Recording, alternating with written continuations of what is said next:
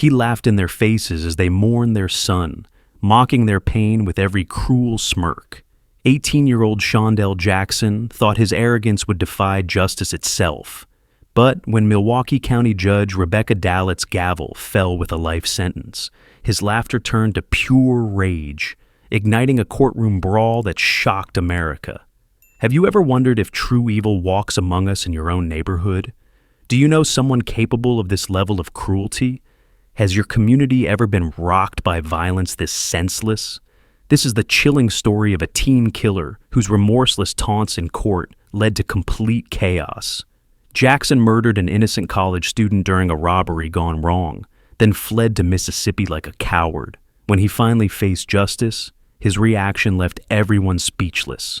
The courtroom footage captures every disturbing moment as this cold-blooded killer erupted in obscenities, fought deputies, and caused his own family to attack the victim's grieving parents.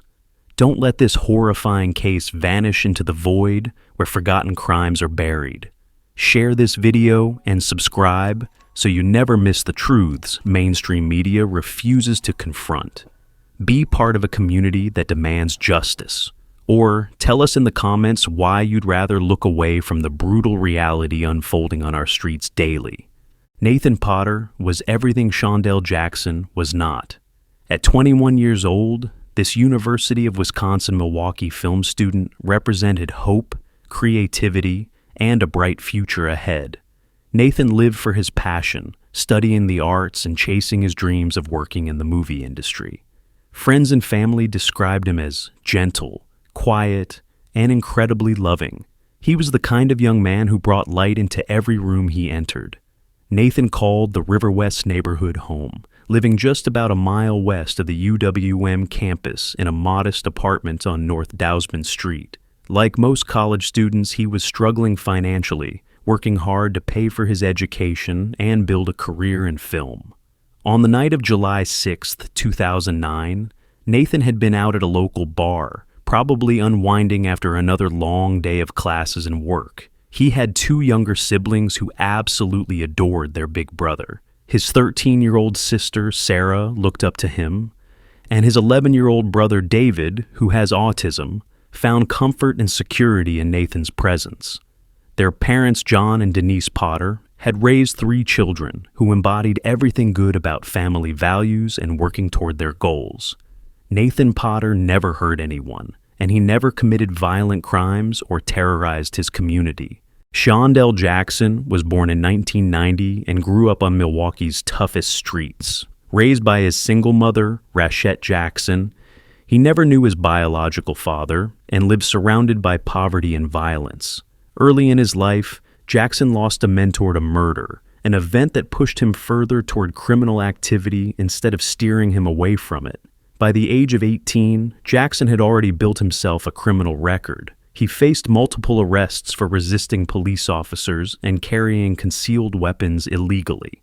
Court records show Jackson was a convicted felon before he ever pulled the trigger on Nathan Potter. This wasn't some kid who made one terrible mistake. This was a pattern of escalating violence and complete disregard for the law. July 6, 2009 became a day of unprecedented violence for Jackson. According to police records, he had already committed a non-fatal shooting earlier that same day, hours before he would kill Nathan Potter.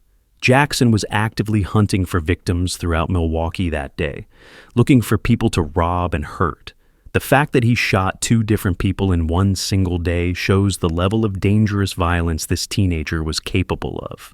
Jackson's behavior during police questioning revealed his true character. He referred to Nathan Potter as the little boy repeatedly, showing not just a complete lack of remorse, but also a disturbing hatred that may have influenced his decision to pull the trigger. He described shooting Potter like it was a casual choice, even boasting about making sure there were no witnesses around. This callous attitude would later explode in the courtroom when Jackson thought he could intimidate judges in mock grieving families. Your community isn't safe when killers like Jackson roam free. Subscribe now to stay informed about dangerous criminals who might be living in your neighborhood.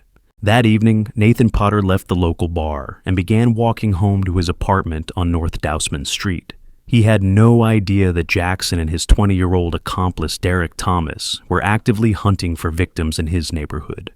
The two criminals had been prowling the River West area all day, looking for people to rob at gunpoint. Concerned residents had actually called 911 the night before, reporting suspicious characters lurking around the area. Those calls likely described Jackson and Thomas, but tragically, police never responded to these emergency reports. If they had, Nathan Potter might still be alive today. Jackson and Thomas spotted the college student walking alone and made their move. They stalked Nathan through the dark streets, waited for the perfect moment, then confronted him with a loaded gun. Nathan, a broke college student, had absolutely no money to give them. His wallet was empty. His pockets contained nothing of value. Most criminals would have walked away disappointed, but not Jackson. According to Thomas's later confession to police, this is when Jackson made his cold-blooded decision to commit murder. Rather than simply leaving empty-handed, Jackson shot Nathan Potter in the chest, execution style, at point-blank range. Nathan's final words, as his heartbroken mother would later tell the court through tears, were simply, "Help me." He died alone on the street while Jackson and Thomas fled the scene like cowards. After the murder, Jackson immediately boarded a bus to Mississippi with help from his own family members. They actively assisted a killer in escaping justice, showing how this violence was enabled by people who should have turned him in. Jackson hid out with relatives for over 2 months while Nathan's family planned their son's funeral. The justice system failed Nathan that night, but we won't let his story disappear. Like and share this video now, because victims deserve justice and killers need to be exposed before they strike again. Jackson was arrested in Gulfport, Mississippi on September 14, 2009, after his own uncle Gerald Hawkins tipped off police about his location. Derek Thomas had already been captured and confessed to everything, directly implicating Jackson as the shooter. The evidence was overwhelming, including matching shell casings and Jackson's own admission to the killing. When the trial began in February 2010 at Milwaukee County Court, Jackson's behavior immediately shocked everyone present. He treated the entire legal process like a joke, smirking constantly and making taunting gestures toward Nathan Potter's devastated family members. While Potter's parents sat in the gallery trying to process their unimaginable loss, Jackson would turn around and mock their pain with crude facial expressions. Judge Rebecca Dallett presided over the case as Assistant District Attorney Mark Williams presented the state's evidence. Nathan's father, John Potter, delivered a powerful victim impact statement, asking the court a question that would echo through the entire courtroom. Is there such a thing as pure evil? There is the tape. He was referring to video footage that captured Jackson's reactions throughout the trial. Nathan's mother, Denise Potter, broke down completely while describing her son's final words. She explained how Nathan cried, "Help me," as he lay dying on the street. Nathan's 13-year-old sister Sarah testified about her fear and confusion, telling the court how she couldn't understand why anyone would hurt her loving older brother. His 11-year-old brother David, who has autism, now keeps all the lights on in their house and wants his father to remove all the windows because he's terrified of the violence that took Nathan away. Jackson's own mother, Rachette, took the stand, insisting, "My son is not a monster, despite all the evidence to the contrary." But the jury took only 1 hour to find Jackson guilty of first-degree intentional homicide and attempted robbery. Judge, there's nothing that can be said to bring back our Nathan. But your sentence can ensure that Seandell does not have the opportunity as a free man to inflict pain like this again. Is there such thing as pure evil? We think so. They shot him.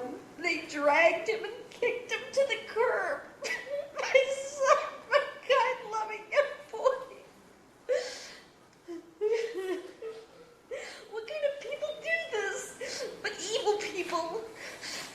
When I saw it on the news, I even cried. I'm like, oh my God, I can't imagine what that mother is going through. I never had a clue that my child had anything to do with it. My son is not a monster. He is not a monster. On April 16, 2010, Judge Rebecca Dallett called the packed courtroom to order for Jackson's sentencing hearing. The atmosphere was tense as both families filled the gallery, separated by deputies who sensed trouble coming. Jackson's defense attorney, Patrick Earle, had tried to secure leniency by citing his client's youth and claimed lack of impulse control. But the evidence told a completely different story. When Judge Dallett addressed the court, she made it clear that Jackson's crime warranted the harshest possible punishment. This case rises to the level requiring life imprisonment without the possibility of extended supervision, she announced firmly. The need to protect the community from Mr. Jackson is paramount. Jackson erupted the moment he heard life without parole.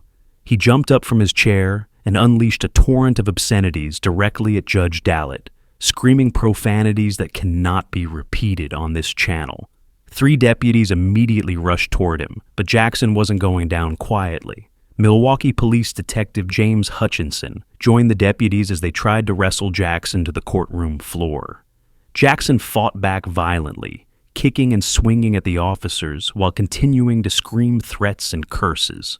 The situation became so chaotic that deputies had to deploy pepper spray to subdue him, filling the entire courtroom with chemical fumes. But the chaos didn't stop there. Jackson's family members in the gallery stood up and began verbally attacking Nathan Potter's grieving parents.